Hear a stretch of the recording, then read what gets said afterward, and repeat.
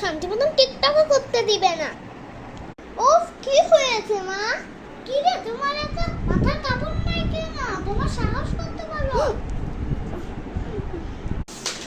উফ, তুমি বাজার থেকে আলু নিয়ে আসো, স্প্রাইট নিয়ে আসো, আর মুরগি নিয়ে আসো, ফুলকপি নিয়ে আসো।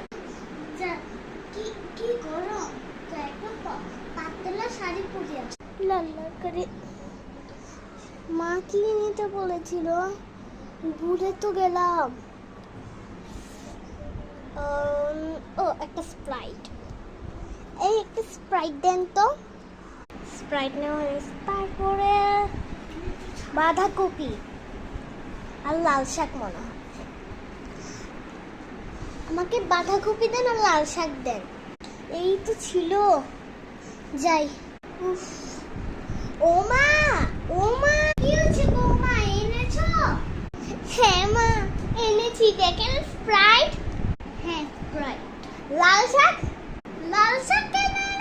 আচ্ছা মা, বাঁধাকপি নেন। আচ্ছা, তোমার মন কেমন লাগে? আমি না তোমাকে ফুলকপি আনিয়ে নিতে বলেছি।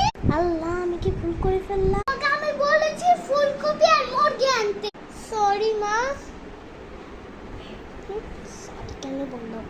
আমার তো টিকটক করাই সমস্যা। উনি তো কাজ করতেছে, যে টিকটক বানাইতে সারাদিন টিকটক।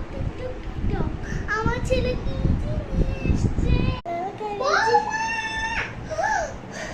কি হয়েছে? এই বুড়িটা সারাদিন আমাকে ডাকে, ভালো লাগে না। কি হয়েছে মা? হ্যাঁ মা, টিকটক করতে মানা করলি না? কথা কানে যাই না? শুরু করে ঘরটা ঝাড়ু দিয়ে দাও। ঠিক আছে। মাথা কাপড় কই? ও, দিচ্ছি। যাচ্ছি, আমি ঘরটা ঝাড়ু দিচ্ছি। খুব শান্তি তোর না, দাঁড়া তোর মজার ব্যাগ দেখাচ্ছি। উফ, কত কষ্ট হয়।